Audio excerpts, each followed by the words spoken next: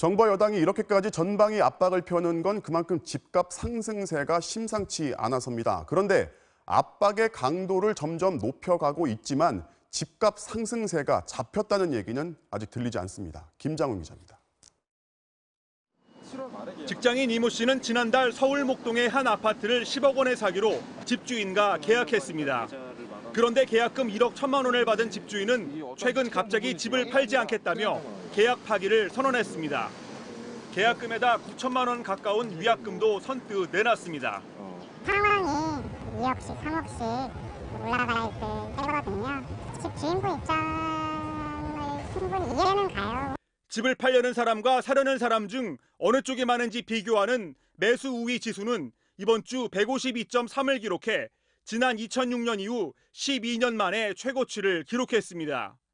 부동산 시장의 매도자가 매수자보다 훨씬 적다는 겁니다. 이런 매물 잠긴 현상 때문에 정작 아파트 거래량은 적은데도 집주인들이 높여놓은 호가에 일부 거래만 성사돼도 아파트 값이 치솟고 있습니다.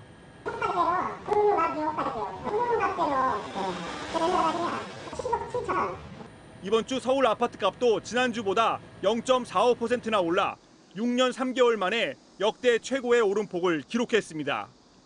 잇따라 발표된 정부의 부동산 대책에도 시장 반응은 일단 냉소적입니다.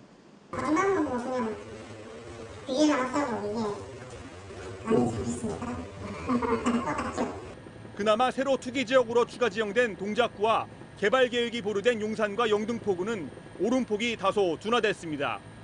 정부는 3주택 이상이나 초고가 주택에 대한 세 부담을 높여 집값을 잡겠다는 구상입니다. 정부가 예고한 공시가격 현실화와 공정시장가액 비율 인상에 더해 3주택 이상 혹은 초고가 주택 소유자에 대한 종부세율 강화까지 이뤄질 경우 급격히 커진 보유세 부담 때문에 투기 수요가 크게 위축될 거란 판단입니다. 하지만 여전히 시중에 풀린 부동자금이 부동산 말고는 딱히 투자처를 찾지 못하고 있다는 점 때문에 당분간 추가 상승세가 이어질 거란 전망이 우세합니다.